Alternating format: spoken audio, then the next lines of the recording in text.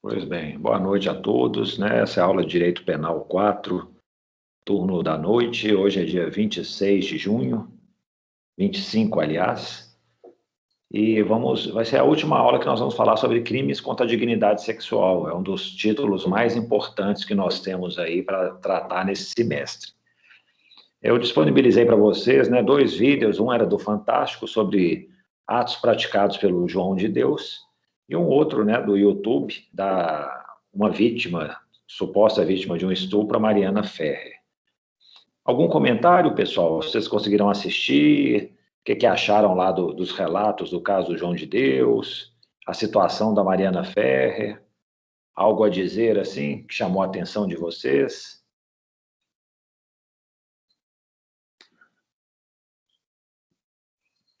Professor, Oi. queria contar mais assim, sobre o caso da Mari Ferrer, que é um caso, assim, é muito complicado assim falar, porque tipo assim, gera muita comoção, então eu acho muito complicado, e eu acho que ele é muito assim a prova da dificuldade da questão probatória nos crimes contra a dignidade sexual, né? Então, assim, de início, assim, mexeu muito comigo, claro. Eu também fiquei super revoltada e tal. Mas, assim, eu acho que a mídia também influenciou um pouco para todo mundo achar que na sentença estava escrito uma coisa, mas na verdade não estava. Então, assim, eu acho que é muito ilustrativo sobre esse ponto. E assim, eu não sei, obviamente, eu não sei se o juiz errou, acertou, realmente está certa a absolvição do cara ou não. Mas eu acho que é um ponto a se pensar também, o tanto, até que ponto realmente influencia e até que ponto também essa questão muito elucidativa, tipo assim, da palavra da vítima tem que ser corroborada por outras provas. Porque no caso dela, eu até cheguei a ler as alegações finais e tal, uma parte do inquérito. Então, tipo assim, as outras pessoas não estavam corroborando o que ela estava falando. Então, eu acho que muito isso que motivou a absolvição. Então, acho que a gente tem que olhar essas duas partes, assim, sobre esse caso. Não, perfeito, Clarice. Nós vamos olhar assim. Aqui, ó, vamos fazer uma coisa. Hoje de manhã eu dei essa aula, acabou que assim, o plano era falar dos dois, eu comecei falando pelo João de Deus. Acabou que não deu tempo de falar sobre a Mariana. Aí eu combinei com eles de na próxima aula tratar no início sobre essa questão, que é uma questão muito importante, a questão de prova, né? E crimes contra a dignidade sexual, nós temos assim, um mantra que é assim, a palavra da vítima é importantíssima, né? E no caso dela, acabou que a palavra da vítima não foi considerada. Aí nós vamos tentar analisar por que isso aconteceu. Mas vamos tentar, então, o Bruno está falando aqui, né, que sentiu dúvida aí na caracterização do delito como um fraude, né, a violação sexual mediante fraude ou um estupro de vulnerável, né? Realmente é uma dúvida que existe. Vamos combinar assim, então? Vamos começar falando pelo João de Deus e concluímos com a Mariana Ferrer. Se por acaso adiantarmos muito, adiantarmos, que eu falo assim, atrasarmos, a gente deixa a Mariana Ferrer para tratar no início da próxima aula, pode ser? Pode ser. Então tá, eu vou aqui compartilhar com vocês a apresentação, só um instante.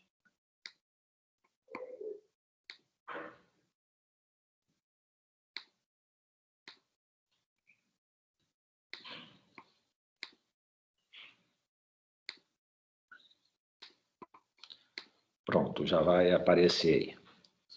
Pessoal, acaba que a apresentação, né, assim, a aula hoje vai ser sobre os vídeos, então é bom que tenham assistido aos vídeos. De qualquer maneira, eu tenho aqui uma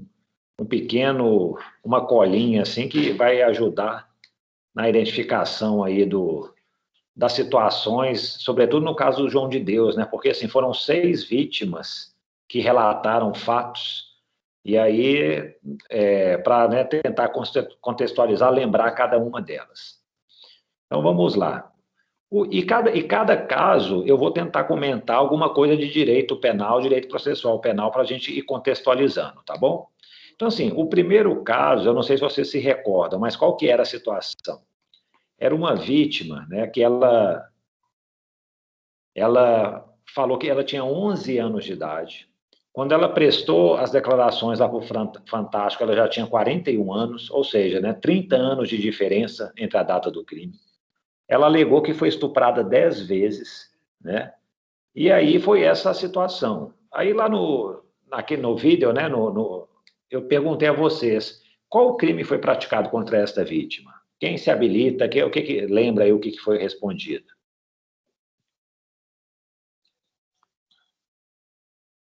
As opções tinham lá, né? Estupro, estupro de vulnerável, atentado violento ao pudor, concurso material de crime continuado de estupros, né? Então, assim, o que vocês acham? Ô, Lucas, é a filha? Não sei se é filha dele, não, viu? Eu acho, eu acho que não. Eu não sei, eu até desconhecia que ele tivesse feito isso com a filha. Para mim era só com pessoas estranhas à família, entendeu? Não estava sabendo, não. Mas, assim, independentemente, tá? Se for a filha, o que vai ter também é tipo assim, né? Um agravante de crime praticado contra descendente, né? Mas, assim, o crime em si, o que seria isso? Há 30 anos atrás, ou seja, né, lá para a década de 90, foi praticado 10 estupros contra uma vítima com 10 anos de idade. Qual que é o tipo penal que foi infligido? Como é que vocês capitulariam?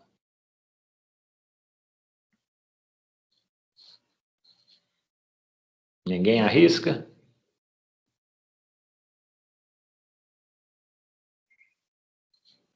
Acho que é o de estupro, né? Porque eu acho que na época não existia a figura do estupro vulnerável, né? Isso, perfeito. Então, assim, Pedro, não tinha o estupro de vulnerável. Ele só começou a existir aqui no Brasil a partir de 2009. Então, era estupro. Aí eu pergunto para vocês, naquela época, tinha um estupro com presunção de violência, né? Se a vítima tivesse menor de 14 anos, se fosse enfermidade ou deficiente mental, se ela não podia oferecer resistência por alguma maneira, é quase que a mesma coisa que caracteriza o estupro de vulnerável hoje, né? Foi praticado um crime com presunção de violência ou com violência real mesmo? O que vocês acham?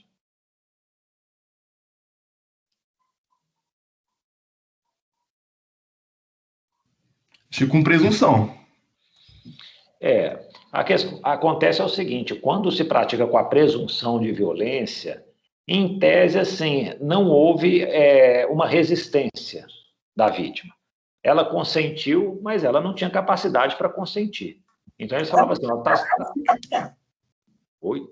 Tá certo que falava assim, ó, você não pode consentir, mas violência não houve. Mas nós vamos presumir que há uma violência, porque seu consentimento é inválido. Então, nesses casos, a princípio não há violência ou grave ameaça. Mas eu acho que no caso dela teve isso, né? Eu falo assim, ela lá com 11 anos. Eu não sei se ele chegou a ameaçar, mas assim, né, era um adulto, né, lidando com uma criança. Eu não acho que ela quis o ato sexual, né? Pelo contrário, ela ficou, acho que lá em defesa, sem poder reagir. Então, eu acredito que mais caracteriza um estupro real mesmo, né, com a violência real. E aí acontece o seguinte, se isso aconteceu aí lá na década de 90, o crime já prescreveu hoje, né? Já se passaram mais de 20 anos, é o prazo máximo que nós temos de prescrição. E nós temos também a questão da decadência e do direito de queixa. Vocês se lembram disso? É o prazo que as vítimas têm em determinadas ações para poder exercer seu direito de representação, para poder manifestar sua vontade de querer acusar o réu. Se ela não faz um determinado prazo, há a consumação da decadência. Nós vamos ver, na verdade, no caso 2, mais precisamente isso. Aqui o que eu queria mostrar para vocês é a respeito do concurso de crimes. Porque ela alegou o seguinte, ó, eu fui estuprada 10 vezes. Isso é um concurso material de infrações? Ou seja, o João de Deus praticou 2 ou mais crimes, idênticos ou não? Se é um concurso material, o que vai acontecer? Você vai condenar o João de Deus por 10 estupros e você vai somar a pena de cada um deles.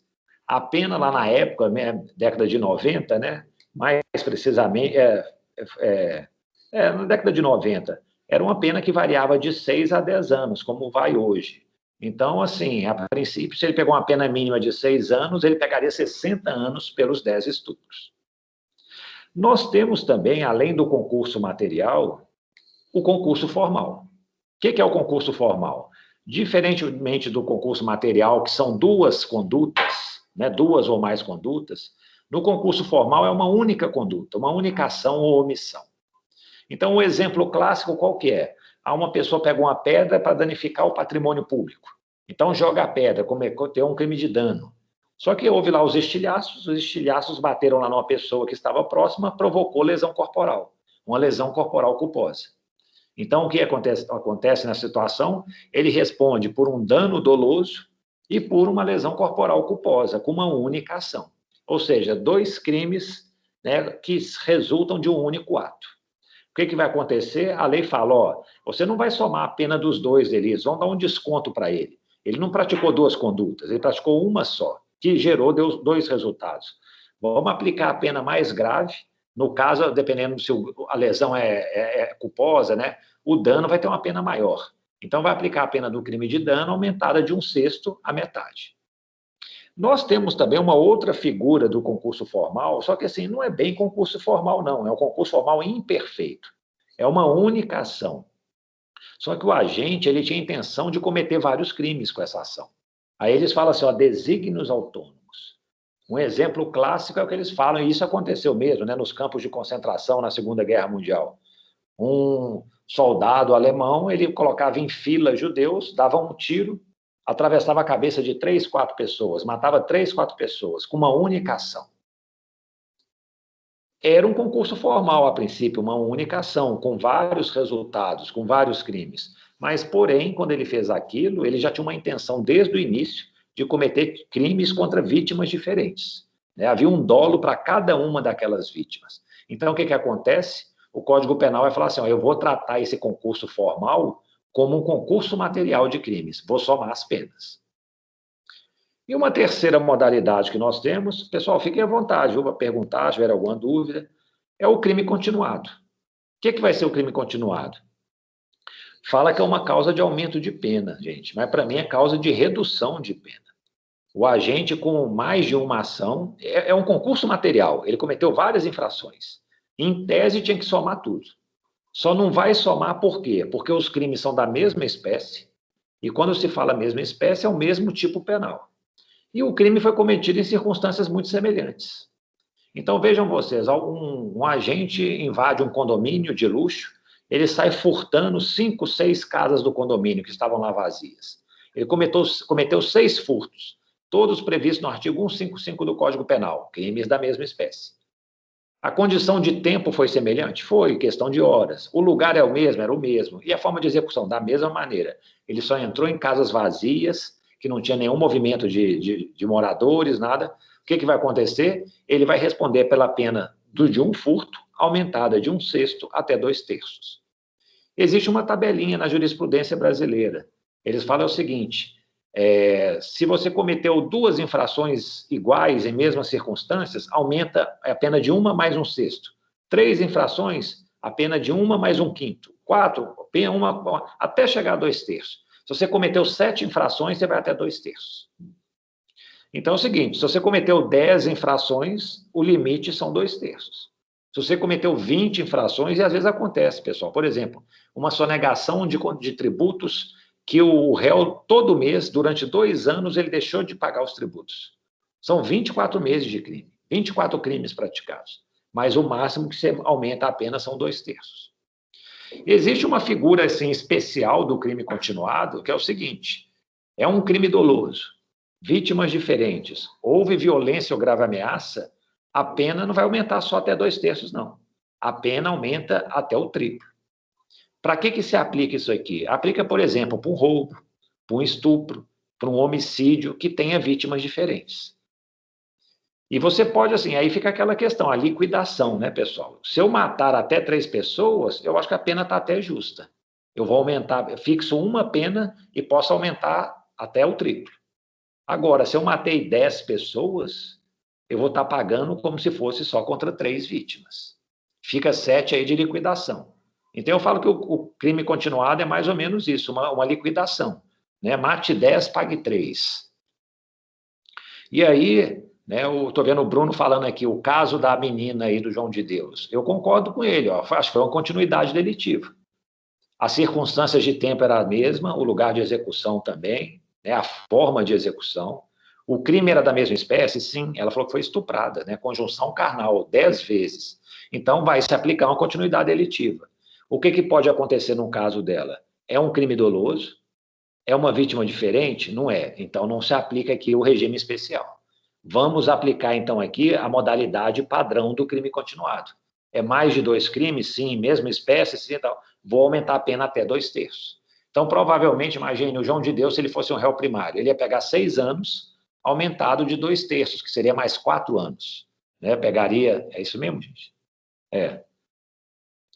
Pegaria uma pena de 10 anos, no máximo, né, se fixada no mínimo legal, pelos 10 estupros. Diferentemente do concurso material, né, gente? Se fosse o concurso material, pena mínima de 6 anos, 10 estupros, daria 60 anos. Então, assim, acaba que, às vezes, a questão é o seguinte, nós temos que... Deveria se permitir ponderar um pouquinho mais a dosagem da pena.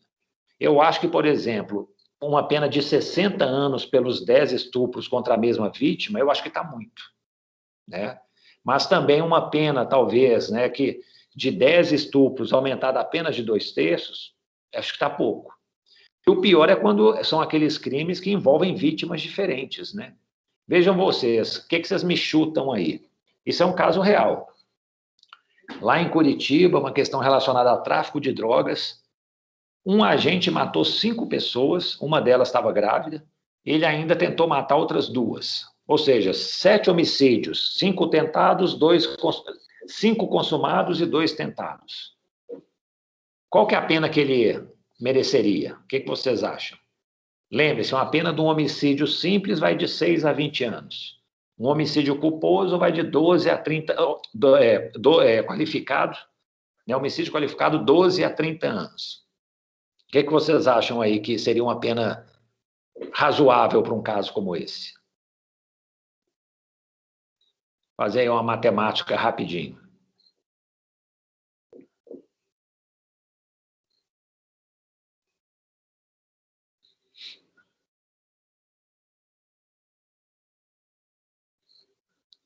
Ninguém arrisca? Que eu vou mostrar para vocês a pena que foi fixada. E eu queria saber se vocês vão se aproximar ou não disso.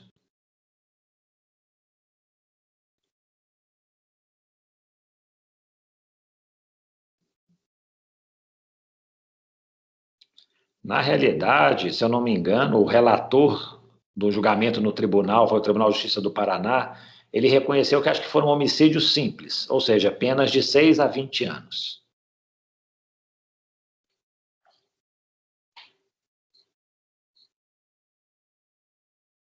Eu acho que já começaria diferente. Eu consideraria o motivo fútil do barra torto da questão relacionada ao tráfico de drogas. É comum, né?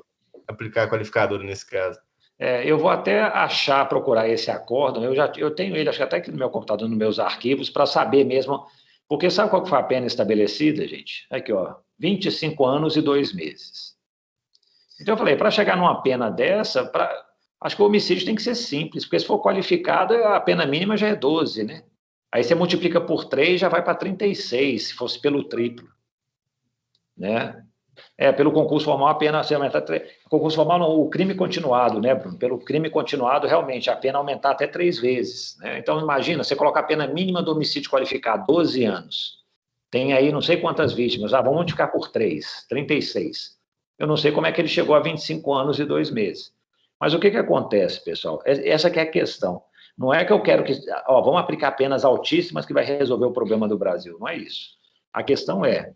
Qual que é a pena média num caso desse? Eu acho que foi mais ou menos o seguinte, 4 anos para 5 vítimas, dá 20, 2 anos e alguns meses, 2 anos e meio para tentativa de homicídio, talvez. Então, assim, você matou uma pessoa, pegou só 4 anos, não é muito pouco. Houve um caso aí que agora foi julgado lá no Sul, né, já que nós estamos falando de Curitiba, do marido que tinha matado a mulher, eles eram um casal classe média, né? Acho que ele era dentista ou ela era dentista, não sei se vocês se lembram disso. Ele começou a agredi-la na garagem de casa e depois no elevador, aí falou que ela pulou, ela se jogou da janela lá do andar e morreu. E, na verdade, foi ele que teria julgado. Ele foi julgado, se eu não me engano, a pena dele era próxima de 30 anos, foram 20 e tantos anos. Aí eu fico pensando o seguinte, como é que para um caso fixa uma pena média aí de 4 anos por cada morte, e para um caso daquele fixa uma pena de 20 e 25 anos. A pena dele acho que foi superior a essa aqui, ó, das 7 vítimas desse caso. Então, assim, é uma aplicação exagerada né, da continuidade delitiva. Mas, pois bem, né, então, assim, eu acho, no caso aqui do João de Deus, é uma continuidade delitiva, é a mesma vítima, vai aplicar uma das penas aumentada, eu aumentaria no máximo, né, 2/3, porque foram 10 delitos praticados, ok? O próximo caso, gente, esse próximo caso, qual que era a situação? Foi uma adolescente, falou que ela tinha depressão, ela tinha 15 anos de idade, ela falou que inicialmente ele obrigou a ficar manipulando o pênis dele, o órgão genital, depois forçou ela a fazer sexo oral, né? Ela é uma senhora hoje, tem uns 40, 45 anos, então, assim, é um fato ocorrido já tem mais de 20, 30 anos, né? E aí as perguntas seriam essas, né? Que crime que foi praticado contra ela? Vocês saberiam me dizer? Não houve conjunção carnal. Pela legislação anterior, qual que era o delito que não exigia conjunção carnal, mas que tipificava uma conduta autônoma, se houvesse violência ou grave ameaça na prática de algum ato libidinoso? Vocês se recordam? Era atentado violento ao pudor? Isso, perfeito. Isso aí, Felipe, era atentado violento ao pudor. Então, lembrem bem, pessoal, até 2009 nós tínhamos a figura do estupro, que era manter conjunção carnal, né? Introduzir o pênis na vagina. E nós tínhamos o atentado violento ao pudor. Era todo ato sexual, ato libidinoso, diverso da conjunção carnal. A partir de 2009, nós unificamos, né? A unificação acabou que... Não, sabe o que? Acaba que tem influência, sim. Por exemplo, se ele tivesse praticado aquele primeiro caso, 5 crimes de estupro e 5 crimes de atentado violento ao pudor, a gente não poderia reconhecer continuidade delitiva entre o estupro e o atentado violento ao pudor. Não eram crimes da mesma espécie. Mas hoje em dia, se ele tivesse praticado a mesma conduta, 5 estupros em 5 atos libidinosos, tudo seria estupro, né? Artigo 213.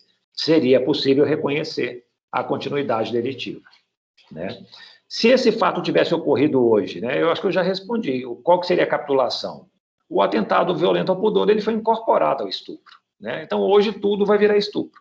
É um ato sexual em que a violência ou grave ameaça contra uma vítima, gente, né, vai ser estupro, hoje em dia. E aí vem a seguinte situação. Antigamente, a ação era condicionada à representação, né? Aliás, na época em que esse crime foi cometido, provavelmente na década de 90 também, a ação era privada. A vítima tinha que contratar um advogado para iniciar a ação penal.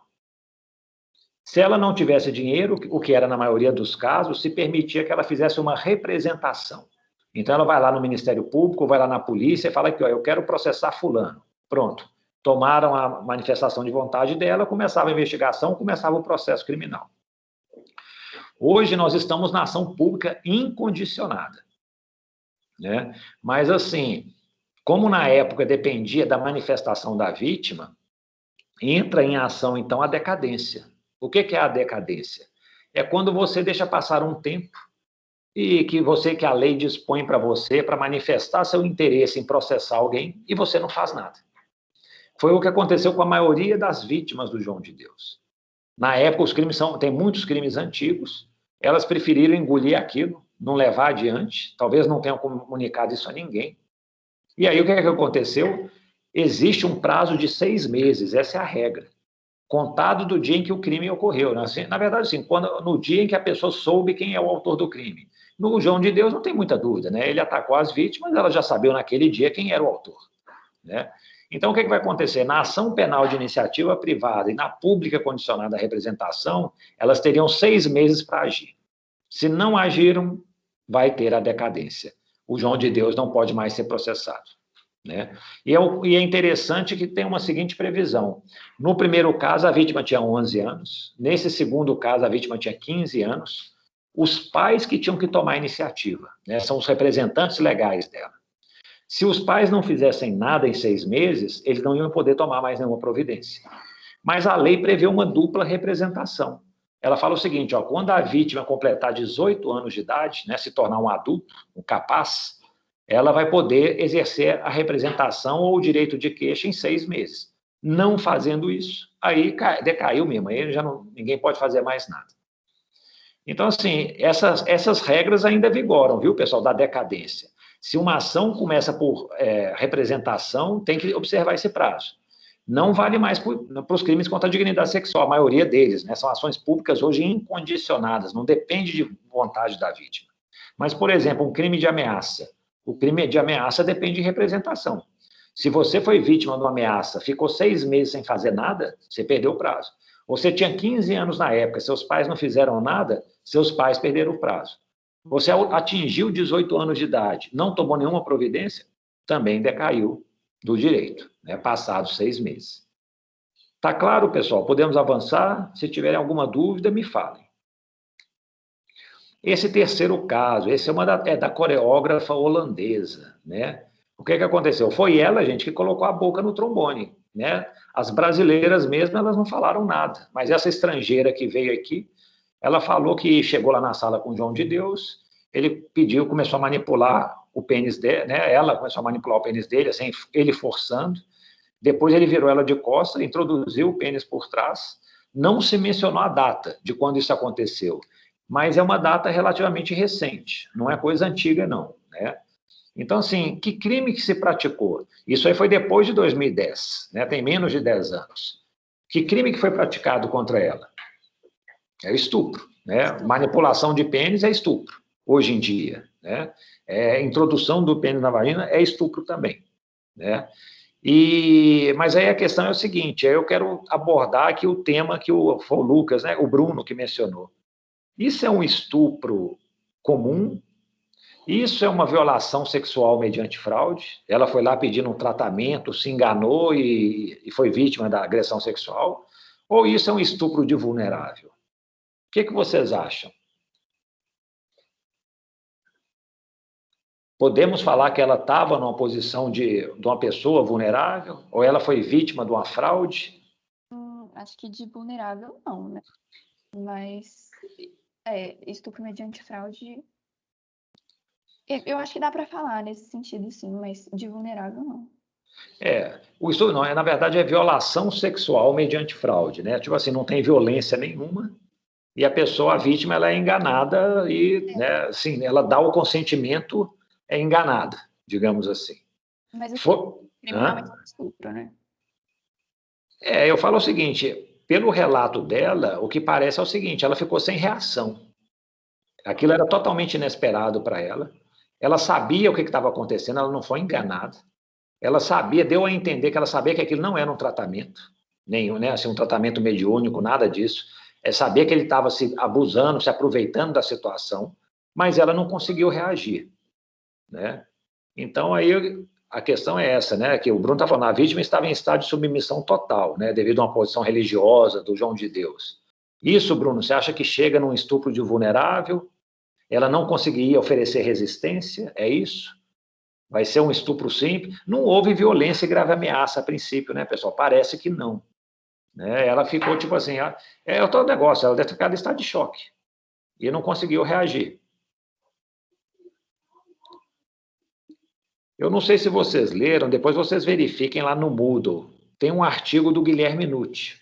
E o Guilherme Nutti está justamente comentando esse caso do João de Deus. Aí ele fala assim, isso aí é violação sexual mediante fraude, né? Ou isso aí vai ser um estupro de vulnerável. O que é violação sexual mediante fraude? Você ter uma conjunção carnal ou praticar um ato libidinoso, né? Mediante fraude ou outro meio que impeça ou dificulte a livre manifestação de vontade da vítima. E o que é, né, o estupro de vulnerável? É você praticar, né, a conjunção carnal ou um ato libidinoso com alguém que, por qualquer causa, não pode oferecer resistência. Então, eu acho que é uma questão assim de, nos dois, a pessoa não consegue oferecer resistência, né?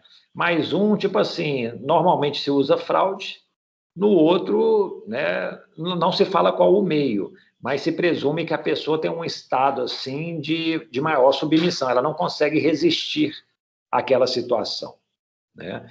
Na violação sexual mediante fraude, eu acho que talvez a pessoa até poderia conseguir resistir, mas tem uma fraude, tem um elemento lá que ela acaba que ela cede, né? É meio que, como eles falam, é o estelionato sexual.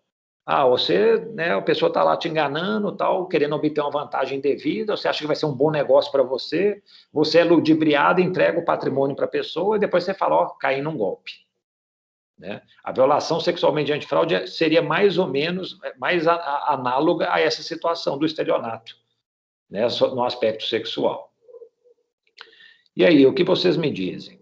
O Guilherme Nucci, ele chega e fala o seguinte, fala, ó, no caso do João de Deus, as pessoas que iam procurá-lo lá, normalmente, ou elas estavam doentes, gente, quando vai lá nele, eu acho que a pessoa está muito doente, né? Tipo assim, ela já tentou a medicina. A medicina, né, fala tradicional, não resolveu. Então, chegou assim, ó, eu quero um milagre. E vão lá no João de Deus. Então, às vezes, são pessoas que estão muito debilitadas, assim, emocionalmente. Às vezes, elas estão lá levando um parente. E aí chegou uma pessoa lá, ele tinha um renome internacional, né? Aquela Oprah Winfrey, ela tinha vindo aqui, gravou programa com ele. Tinha gente que vinha do exterior, centenas de pessoas para tratar com ele. Ele era mundialmente conhecido. E aí chega lá esperando um tratamento espiritual, né? Uma coisa que acho que vai levá-la, ele mostra que é um psicopata sexual, né? Um serial sexual. Isso aí, será que não é uma circunstância que fragiliza demais a pessoa? O Guilherme Nucci fala que sim. Ele fala, ó, isso aí não é violação sexual mediante fraude.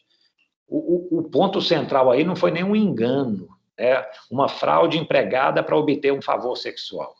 Na verdade, o ponto central foi a total debilidade da vítima, da sua incapacidade de resistir. E aí isso me lembra um pouco também, gente, aquele médico, não sei se vocês se recordam, o Roger Abdelmassi. Ele era um médico em São Paulo que ele cuidava de fertilização in vitro, né?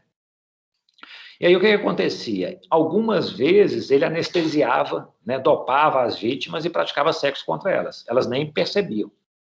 Isso acho que não tem dúvida nenhuma que é um estupro de vulnerável, né? Uma vítima totalmente dopada, sem conseguir reagir, e ele fazia isso. Outros casos, ele ficava assim, ele começava a praticar os atos libidinosos, e aí a vítima ficava assim, desconcertada. Ela falou, gente, que isso? Isso aqui faz parte do tratamento, não é? Eu vou aceitar isso? Ficava meio sem reação, né?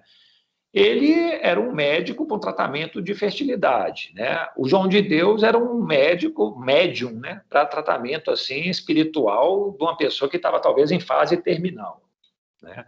Não sei se as situações podem se equivaler, mas eu não sei o que vocês acham. Guilherme Nucci, será que está certo? Quem concorda com ele aí, levanta a mão. O estado de fragilidade é tão grande que a pessoa pode ser considerada, assim, como incapaz de resistir àquele ataque. Felipe está de acordo, Bruno também. Mas aqui, gente, isso não é simples de se resolver, né? E eu falo isso porque acaba que, um detalhe, né? Processos contra a dignidade sexual, eles tramitam em segredo de justiça. Você não consegue ter acesso, assim, né? Não pode divulgar as informações, sobretudo para proteger a vítima, mas também para proteger o réu. Né? E aí o que acontece? Eu não tenho cópia, acesso às decisões do processo, às sentenças. O que a imprensa divulga é João de Deus foi condenado há tantos anos. E aí o que eu já vi hoje? Eu já vi hoje que ele já foi condenado por estupro, já vi que ele foi condenado também por violação sexual mediante fraude. Então, na realidade, o que acontece? A gente teria que ver, acho que, os processos. O tipo de prova que se produziu para poder chegar e falar assim, ó, por que nesse caso foi estupro? Por que nesse outro aqui foi violação sexual mediante fraude? Será que o juiz está fazendo isso? Ó, tem violência real, é estupro. Não tem violência real, vai ser violação sexual mediante fraude.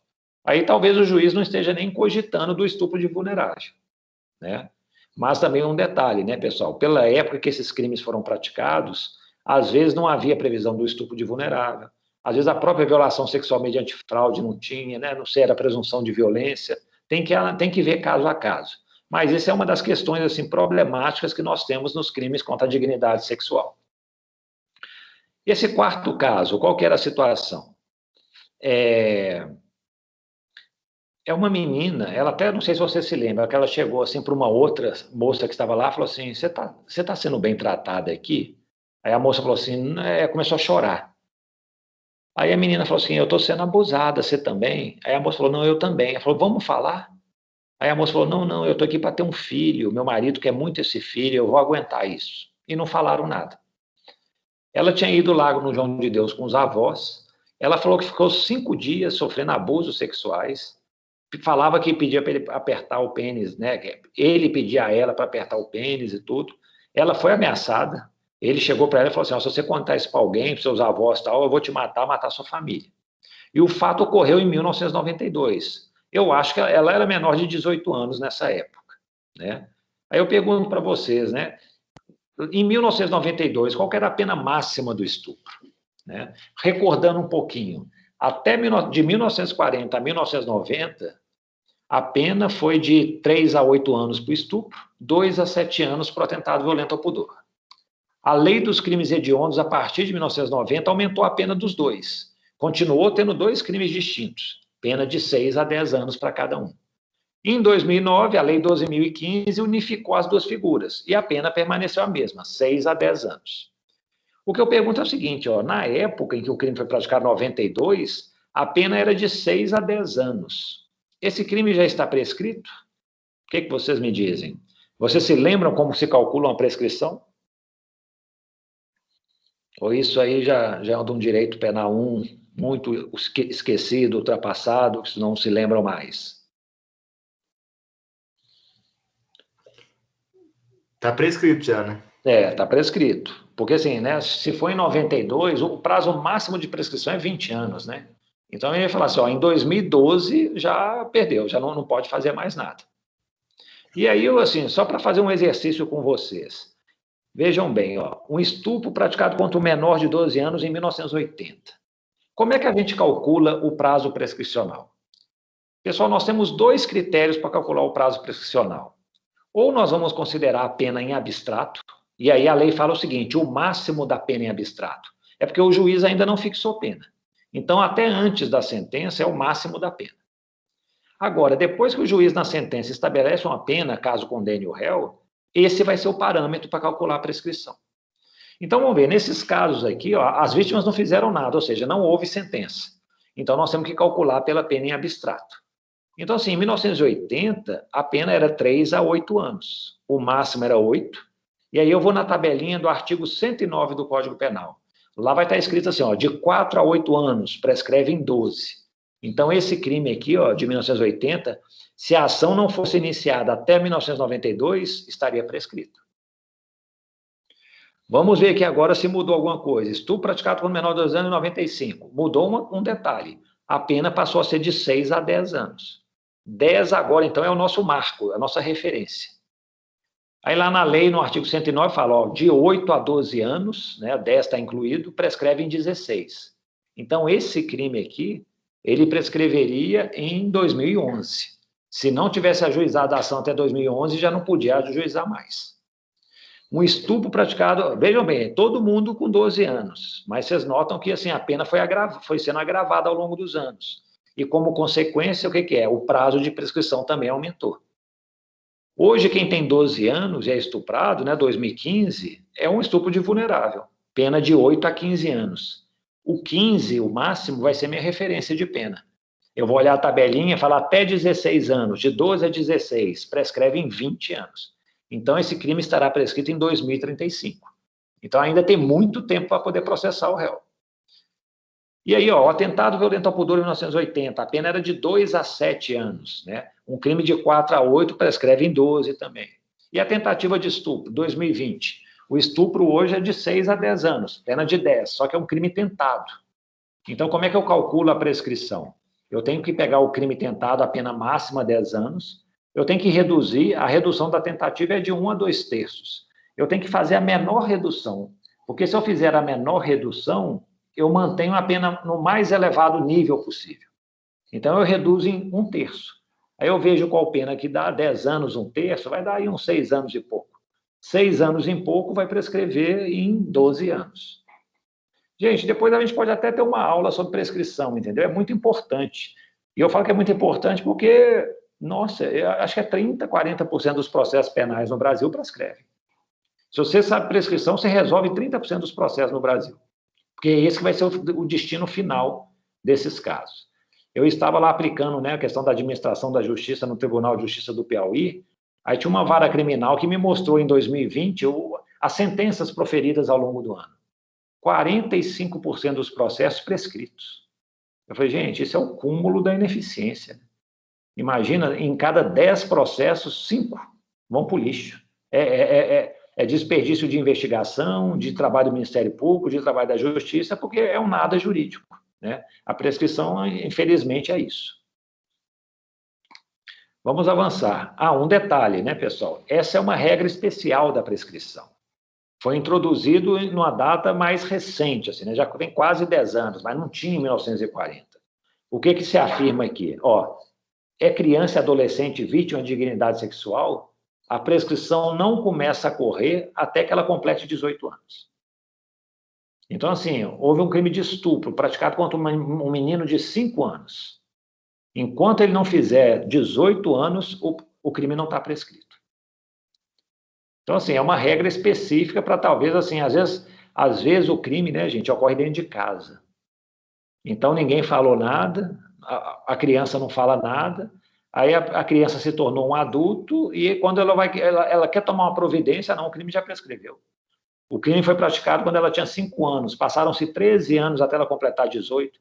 Hoje, com 18, ela podia exercer o direito de representação, o direito de queixa, alguma coisa, tomar alguma providência, né? E ela não fez nada, não podia ter feito antes, né? Os pais não tomaram a providência, porque o próprio pai que era o algoz, o carrasco dela.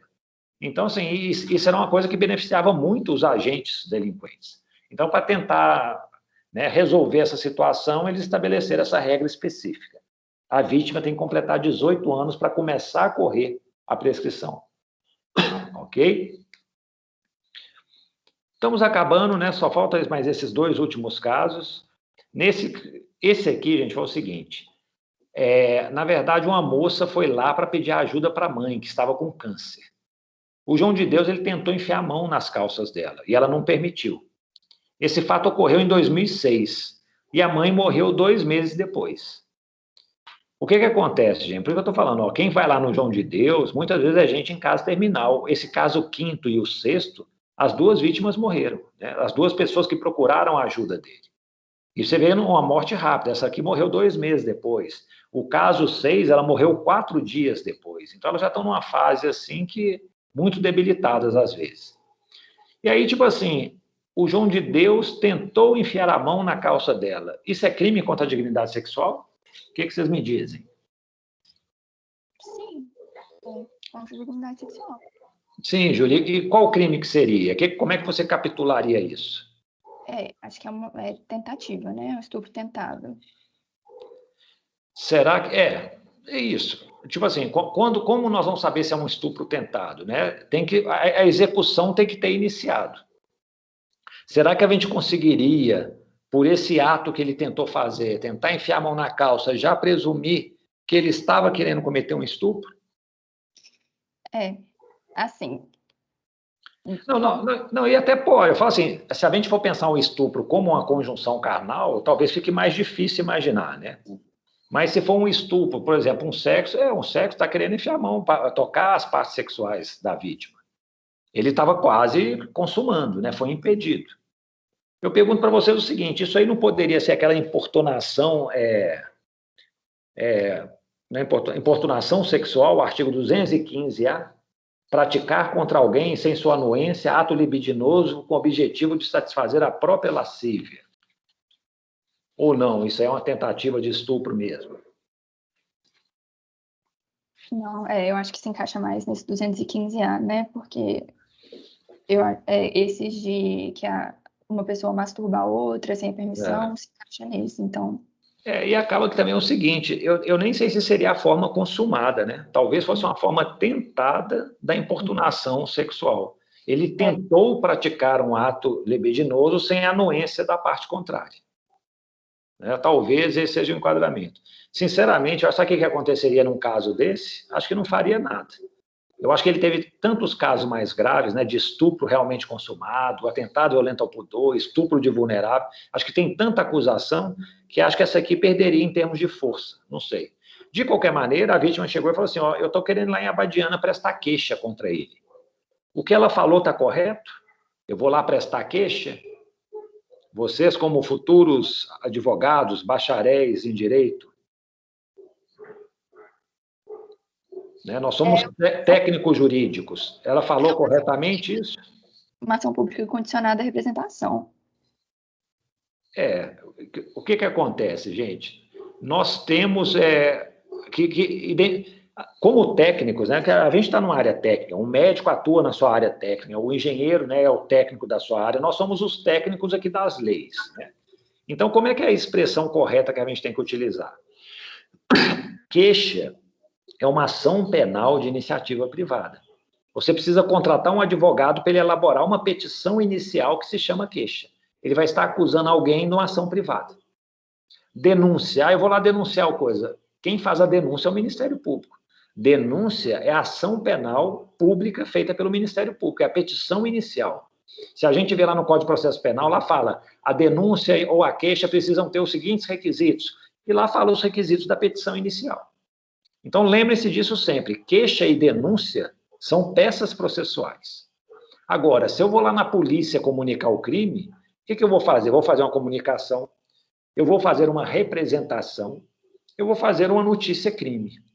Então, o que a vítima quis dizer, acho que é isso aqui, ó, eu pretendo ir a Badiânia fazer uma notícia-crime contra o João de Deus. Eu vou comunicar o crime que ele cometeu contra mim. Dependendo do ano que aconteceu tudo, a ação penal pode ser de iniciativa privada, a ação penal pode ser por representação, pode ser pública incondicionada, vai depender do ano, né? Acaba que o nosso direito variou muito, né, nos crimes contra a dignidade sexual, houve muita sucessão de leis em relação a isso. Então, assim, ela não vai lá prestar uma queixa, ela vai lá fazer a representação ou uma notícia-crime, tá bom, pessoal? Só um detalhe técnico. E esse último caso, eu estou falando a questão do crime consumado, do crime tentado, mas que já está superado. O último caso, qual que é? Foi até um rapaz, aquele que prestou depoimento. Ele foi lá pedir ajuda para a mãe, que também estava com câncer. A mãe chegou e falou o seguinte, que ela ficou sozinha na sala, que ele tentou enfiar a mão nas calças dela, né? E isso, assim, ela ficou apavorada com a situação. E acho que ela teve uma reação tão, assim, enérgica, que o João de Deus ficou assustado. Ele falou, não, esquece, não vou fazer isso mais, não preocupa, não. E ela foi embora, né? Acabou que ela chegou em casa, contou para a família, né? E a família soube disso 4 dias antes dela morrer, né? Aí a questão é a seguinte, a vítima faleceu, né? Ela não deu tempo ou não quis fazer uma representação, comunicar o fato à polícia. O que acontece com isso? Extingue a punibilidade? O João de Deus está isento de pena? Sempre que a vítima morre, acaba o crime? O que vocês acham? Seria bom no homicídio, né? A vítima morreu, você não pode processar o réu, porque a vítima está morta, ela não pode comunicar o fato. Será que essa é a lógica? Eu acho que não, professor. Porque trata-se de uma ação penal pública incondicionável. Então, basta as autoridades tomarem conhecimento desse acontecimento para o Ministério Público poder agir. Perfeito, Felipe, joia. Aqui, ó. E isso é verdade e vale hoje. Hoje, a ação pública é incondicionada. Mas, naquela época, outubro de 2017 até 2018, a ação era condicionada à representação. Então, a vítima tinha que tomar, né, senão ia decair. Em 6 meses, se ela não tomasse uma providência, ela perderia o direito de representação. E aí, nesse caso? Eu acho que, nesse caso, com a morte do ofendido, o direito, tanto na ação penal privada de prestar queixa, quanto na condicionada representação de representar, ele passa para os ascendentes, descendentes, ou para o cônjuge da vítima. Isso, o CAD, eu chamo de CAD, cônjuge, ascendente, descendente ou irmão. E é isso mesmo, gente. Morreu a vítima, né? O direito de representação, o direito de queixa, ele vai passar para os seus herdeiros, para os seus familiares. E aí os familiares vão tomar as medidas, né? Dentro do, né? Se houver tempo, né? Porque o que acontece? Se a pessoa deixou passar os 6 meses, não fez nada, não transmite isso para os herdeiros, né? Para o CAD. Foi uma decisão da vítima não ter feito nada, ela deixou decair o direito. Mas se, por exemplo, houve o crime, ela morreu 1 mês depois, o CAD tem mais 5 meses, né, completa no total de 6, para poder fazer a representação, para poder oferecer a queixa. Se eles não fizerem nada também, decaiu do direito. Aí não vão poder fazer mais nada, né? Então, a lei prevê isso expressamente, a transmissibilidade desse direito aí de persecução penal. Gente, o João de Deus, ele falou que, né, o advogado disse que ele está muito indignado com as acusações, um absurdo, não sei o quê. Você sabe onde professor, só uma dúvida. hoje? Diga. Foi a partir de 2018 que passou a ser incondicionada? Sim, Alberto, teve uma mudança no código que... E eu acho que é o seguinte, eu acho que está relacionado ao caso de João de Deus, viu? Porque o que houve? Muitas dessas vítimas que nós comentamos hoje e outras dezenas que foram afetadas, elas não fizeram nada na época, né? Dependia de representação, dependia de queixa. Como elas não fizeram nada, hoje não se pode fazer nada contra o João de Deus. E aí o que acho que eles tentaram fazer? Vamos a partir de agora estabelecer que é incondicionada. Então as vítimas não têm decadência, não vai ter que representar, tal. Só pode acontecer a prescrição. Mas uma prescrição de estupro é o quê? Vai ser uma pena aí vai prescrever em 16 anos, em 20 anos. Então, um estupro ocorrido no ano 2000, ainda hoje, assim, poderia ser quase processado ainda, não prescreveu, né?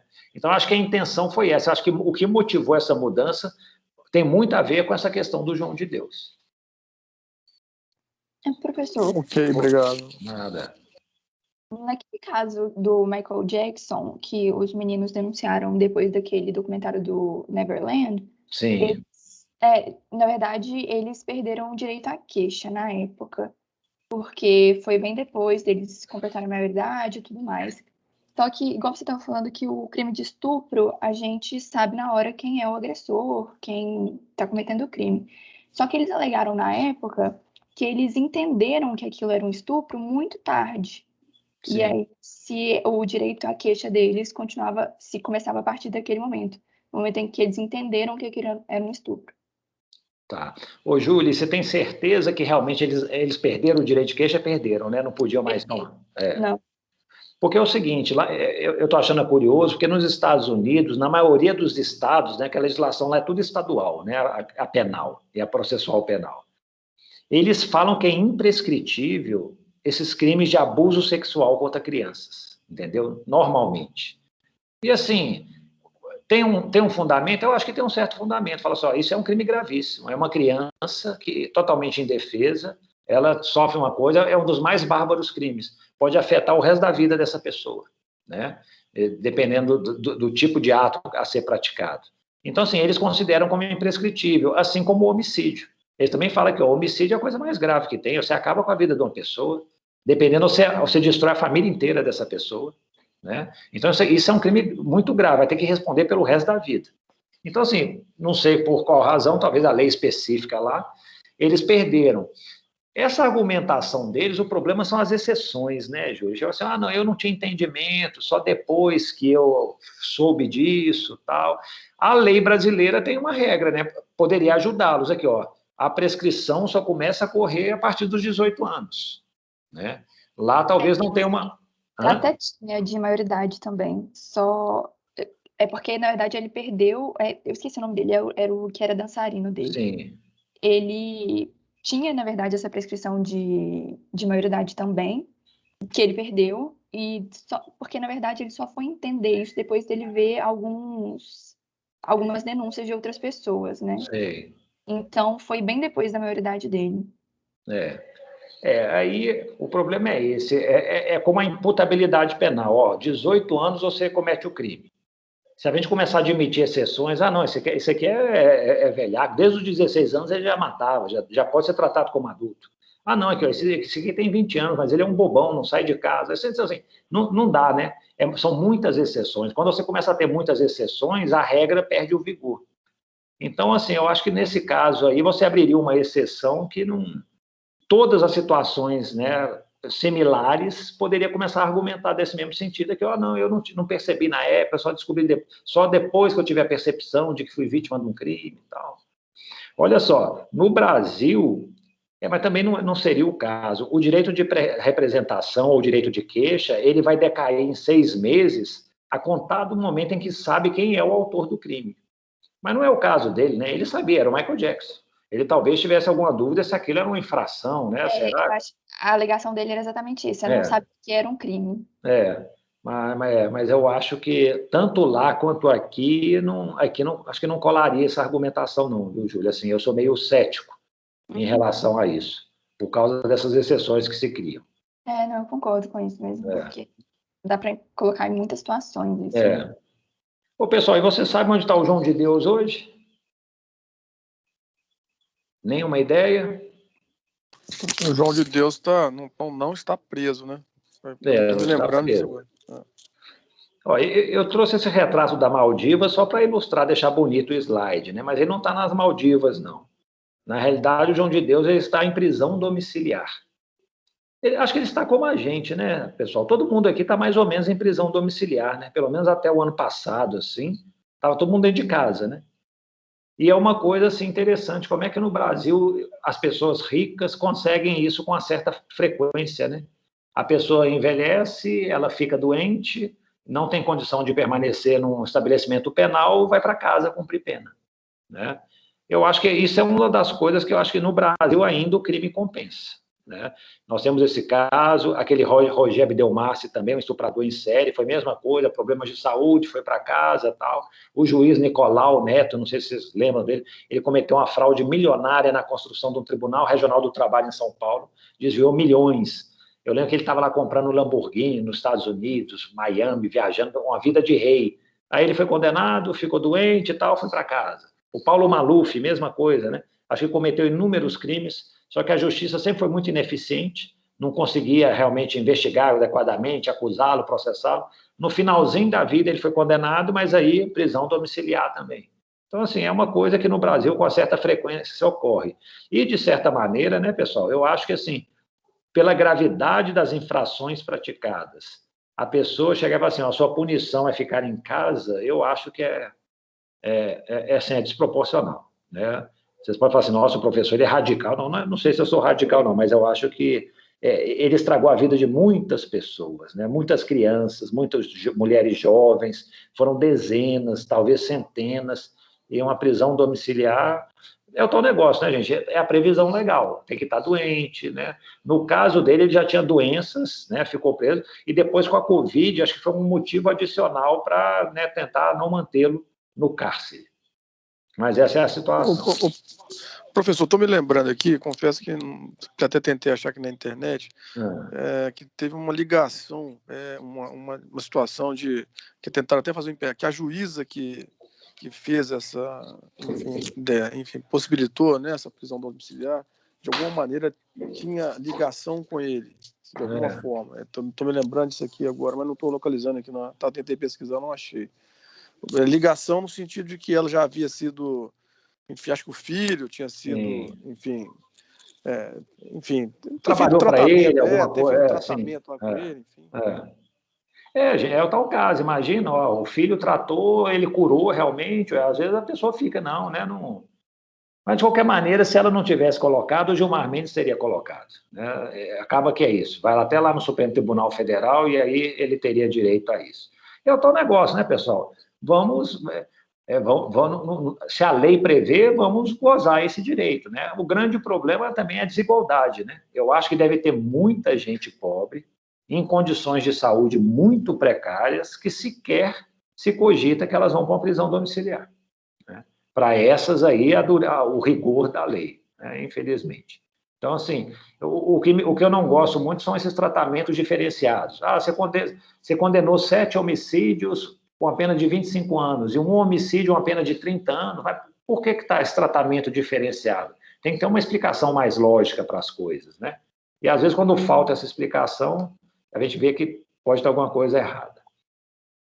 Pessoal, aqui, ó, eu fiz algumas perguntas lá para vocês, né? Acho que não precisamos responder cada uma delas, não. A gente podia, talvez, analisar o caso. Acho que nós temos, né? Podemos aí mais 10 minutinhos? Ou vocês preferem falar na outra aula? Vocês que decidem. Podemos seguir, professor. Então, tá, mais 10 minutinhos, são aqui, ó, 8h04, 8h05, 8h15 nós terminamos, né? Aí também depende de vocês, eu estou à disposição. O que aconteceu nesse caso da Mariana Ferrer, né? A grande polêmica foi, o estupro culposo. Aí, realmente, o Intercept divulgou isso, né? Eu posso estar sendo repetitivo, todos já conhecem, mas só para refrescar a memória. Interceptou, falou em estupro culposo. Eu achei ótimo, na verdade, né? O jornalismo que deu uma coisa assim, chamou muita atenção e realmente gerou muita polêmica. Acabou que depois o Intercept se retratou, né? Porque o juiz, em nenhum momento na sentença, utilizou essa expressão. Quem, na verdade, utilizou foi o Ministério Público. Nas alegações finais, parece, ele falou, isso aqui é um erro, não sei o quê, e mesmo se fosse um erro de tipo, isso viraria aqui seria um crime culposo, né? Então, nós teríamos que pensar na hipótese de um crime culposo, que poderia ter sido evitado, mas não existe estupro culposo, então ele tem que ser inocentado, não pode se impor a pena, condenação nenhuma. E aí, isso aí, né, virou... Aí a Mariana Ferrer, né, ela depois teve aquela questão da audiência, né, são esses 10 minutinhos que vocês viram. O que vocês acharam, assim, vamos tentar abordar essas perguntas, não precisa ficar só focados nela. Aquela discussão sobre as fotos tem relevância? O fato dela ser virgem impõe um tratamento mais severo caso o réu fosse condenado, entendeu? Ou a pena de 6 a 10 anos, pena no mínimo legal que ele é primário bons antecedentes. Porém, como a vítima é virgem, aumenta aí, a pena vai ficar em 7 anos, a pena base. Vocês concordariam com isso? Não tem relação? O que vocês me dizem?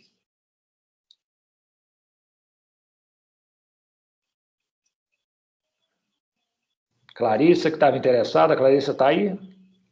Ou já se foi? Já se foi. Eu acho que não tem relação, não. Eu acho que as fotos não tem nenhum conteúdo probatório a interferir no processo e o fato da vítima ser virgem ou não, acho que não deve ensejar nenhuma alteração, não. Aqui, Pedro, o que acontece? Um crime contra a dignidade sexual, às vezes, é muito difícil de ser provado.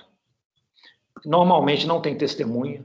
Normalmente o agente está justamente se valendo lá de um subterfúgio, né, está se ocultando, espera todo mundo sair de casa, espera um local ermo para poder cometer um crime desse. Então, normalmente, como é que a prova é obtida? É a palavra da vítima. E aí fica assim, às vezes, eu já julguei casos como esse, você fica entre a cruz e a espada. Espera aí, a vítima falou uma coisa, o agente está falando outro. Quem está falando a verdade? A vítima chega assim, eu fui estuprada. Aí ele chega assim, não, nós tivemos relação sexual sim, mas foi consentido. Ela não teve essa divergência, não, agora que ela está querendo me prejudicar. Ou então ele pode chegar e falar assim, não teve conjunção carnal nenhuma. Foi feita uma pesquisa lá em Curitiba, novamente, né, em que se apurou assim, o percentual de laudos, né, que atestam a ocorrência de um crime sexual é baixíssimo. Acho que era coisa assim de 10%, entendeu? Então, assim, passados aí de cada 100 casos, em 10 você vai fazer uma perícia na pessoa e vai detectar que houve uma violência sexual. Então, assim, não imaginemos que fazendo uma perícia está lá comprovado o estupro, não. E o máximo que pode acontecer é o quê? Comprovar que houve uma relação sexual. Mas essa relação foi consentida ou não foi? E aí começa a discussão. Então, assim, qual que é o objetivo de apresentar fotos da vítima? Desacreditar a vítima. Chegar e falar assim, aqui, olha as fotos que ela tira, totalmente sensuais. Isso aqui, advogados já escreveram isso aqui era uma mulher muito frequentada, para dizer que é uma mulher que tinha muitos parceiros, que tinha uma vida sexual ativa, tal, aqui, isso aí é mais um que do cartel dela de pessoas que têm relacionamento sexual com elas. Então, assim, a estratégia costuma ser o quê? Vamos tentar, já que a palavra da vítima é muito importante, vamos tentar desacreditá-la. Vamos tentar tirar a credibilidade dela. E talvez em que aspecto? Vamos falar que ela tem uma vida promíscua sexualmente. Né? Então, assim, eu acho que o advogado estava tentando mostrar nesse sentido. Então, assim, tem relevância a apresentação das fotos? Eu acho que até tem. Né? Tipo assim, não é que por meio das fotos vai provar que houve o estupro. Mas talvez por meio das fotos você vai tentar dificultar a prova de que o estupro aconteceu. A Mariana Ferrer, ela falou que foi dopada. Só que o que aconteceu? O juiz, no final das contas, né, a conclusão dele foi essa aqui, quer ver? Isso aqui é a sentença. Ela estava disponível. Né, mas isso aí, acho que, assim, isso é um crime contra a dignidade sexual. Né? A princípio, alguém lá divulgou. Pode ter sido até a própria Mariana Ferrer, que deve ter feito essa divulgação, né? Porque, assim, era algo que ela estava querendo combater, né? Mas, assim, o fundamento central da sentença foi esse aqui, ó. Ou seja, tem prova da materialidade, ou seja, houve prova da conjunção carnal. Tem prova da autoria, ou seja, não se negou que aquele agente teve relacionamento sexual com ela. E aí o laudo, e aí também é uma coisa, foi feito um laudo bem recentemente após o fato. Então, pelo laudo, foi possível até verificar que houve a ruptura do ímã. Falou que ela ingeriu álcool, tal, mas aí o que o juiz falou? Mas pelo que foi apurado aí, não deu para saber se ela realmente estava numa situação de vulnerabilidade, né, para poder opor resistência ao agente. Então, no fundo, o que o juiz está falando é um erro. Aí, ó, é um erro de tipo. O agente, o André de Camargo Aranha, ele teve uma relação sexual com ela e ele não percebeu que ela era vulnerável, que ela não conseguia oferecer resistência. Então, assim, ele agiu por um erro. Aí a questão é a seguinte, que tipo de erro que aconteceu? É um erro sobre elemento do tipo. Né? O estupro de vulnerável exige que a vítima seja alguém que não consiga oferecer resistência. Ele se enganou sobre esse elemento. Ele achou que a vítima estava lá em plena consciência, conseguiu oferecer resistência. Né? Ele teve uma percepção equivocada da realidade. E aí nós temos dois tipos de erro, aí que chega aí no estupro culposo. Né? Se é um erro assim, que ele nunca que ele conseguiria descobrir que ela estaria coisa, vai excluir dolo e culpa. Né? Nenhuma pessoa naquela situação descobriria. Mas se ele pudesse, pelos meios lá, perceber, né, com um pouquinho de cuidado, de cautela, que ela estava lá em uma situação de não oferecimento de resistência, pode ser punido a título de culpa. E aí que o promotor falou, no máximo que poderia, caso ele tivesse a possibilidade de saber, é ser punido por um estupro culposo. Mas o estupro culposo não existe. Então, não existindo, vai não ter pena nenhuma. Então, na verdade, esse é um caso de estupro culposo, sim. O fundamento foi esse. O juiz chegou e falou que, não deu para ele perceber que ela estava numa situação alcoolizada. Ela disse que estava bêbada e tal, mas o agente não percebeu, então não se comprovou que ela não podia oferecer resistência. Ele está falando de um erro de tipo. E o erro de tipo envolve, né, se é vencível ou invencível. Então, assim, eu achei ótimo, por isso que eu falo, o intercept foi até técnico mesmo nesse aspecto. Né? No fundo, o que está em jogo é isso. E o que acontece, gente? Ela falou que estava totalmente dopada. Mas a palavra da vítima, nesse caso específico, não serviu. Vocês sabem por qual razão que não deve ter tido credibilidade essa palavra da vítima? Vocês souberam de algum outro de fatos adicionais relacionados a isso? Ou não?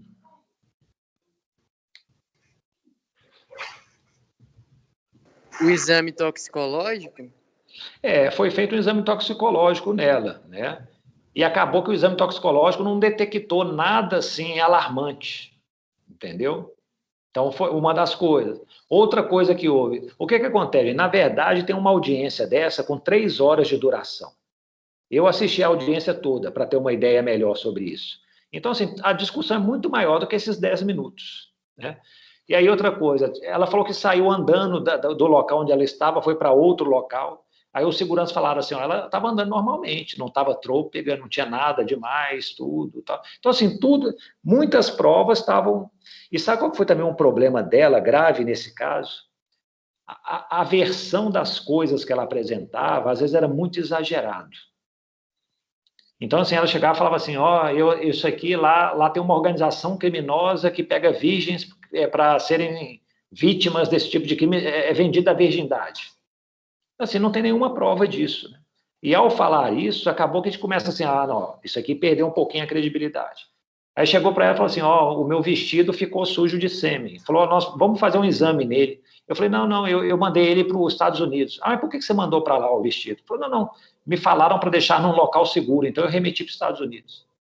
Eu falei, gente, qual que é a lógica de uma situação, sabe? Então, assim, teve muita coisa. Aí a mãe dela também, ela prestou depoimento.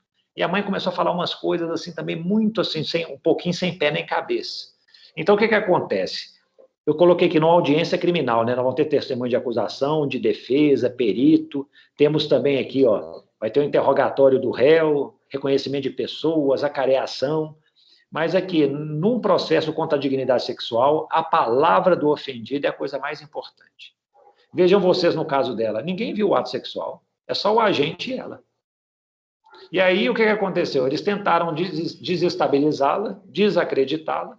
Eu acho que o advogado até exagerou muito, né, no tratamento que conferiu a ela, mas, de certa maneira, eu acho que assim, um advogado, eu perguntei para vocês, qual nota vocês dão para o advogado? Muita gente colocou 0, não sei o quê. Eu falei, às vezes é nota 10, né, pela perspectiva do réu, né?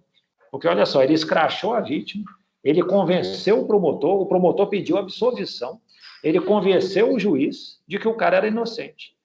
E, sinceramente, eu tenho minhas dúvidas se ele era inocente. Eu acho que ele estava lá, ó, totalmente embriagado. Ele falou que chegou para um evento, isso aí não se discutiu no processo. Quem que chega num restaurante para um evento, gente? Era uma reunião da empresa.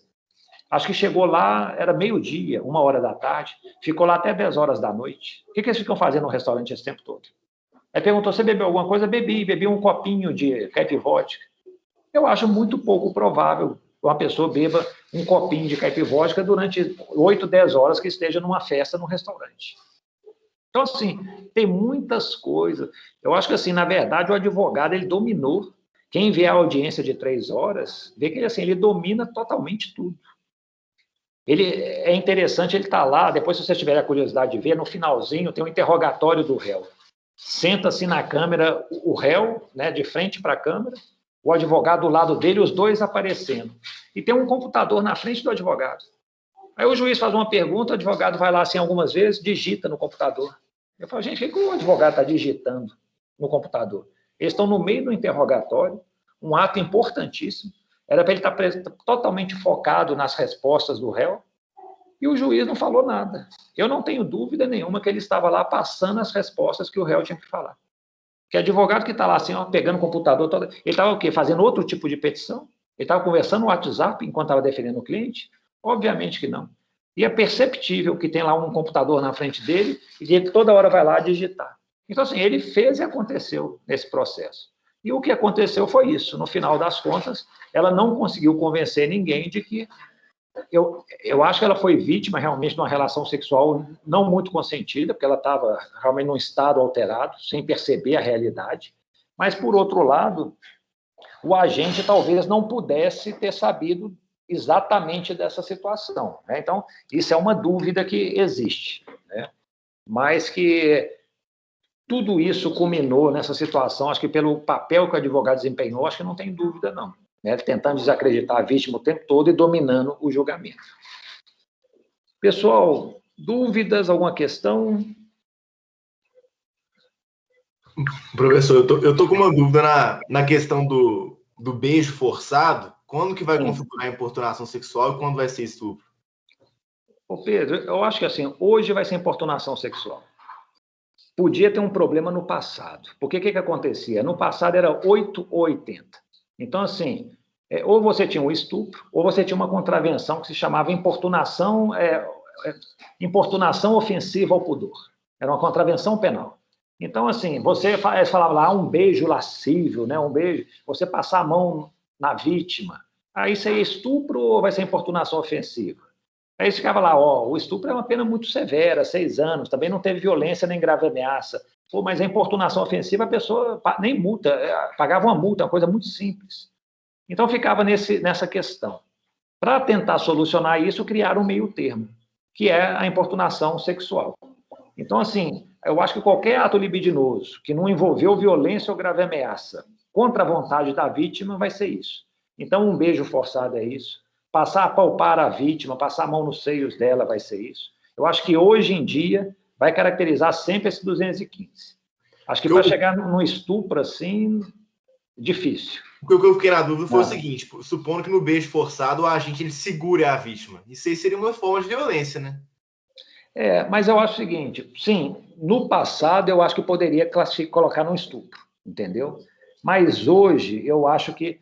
Então, tudo bem, eu penso o seguinte, vamos analisar esse caso. Você acha que esse réu deve ter uma pena mínima de 6 anos? Não acho. Mas... ninguém acha, entendeu? Assim, é muito exagerado. Eu falo assim, ele tem que ter uma reprovação penal, não tem dúvida, ele fez coisa errada. Mas 6 anos, eu falo assim, é melhor você ter matado a vítima. O homicídio simples, a pena mínima é 6 anos. Se eu tivesse matado ela, é a mesma coisa. Então, assim, é desproporcional, a gente não dá. Então, todo mundo tem raciocinado, acho que nesses termos, entendeu? Aqui, ó, agora que nós temos um meio termo, vamos tudo desclassificar para importunação sexual. Entendeu? Eu acho que é isso. É uma adequação típica, né, que permite uma proporcionalidade melhor, uma maior ponderação entre o desvalor da conduta e o desvalor do resultado, entendeu? A pena que tem que ser aplicada para isso. Entendi. Obrigado. Pessoal, mais alguma questão? Ó, se não tiver mais nenhuma questão, agradeço aí a presença de todos. Ô, Haddad. Diga. Haddad. Pois não. Eu tenho uma questão mais prática. Sim.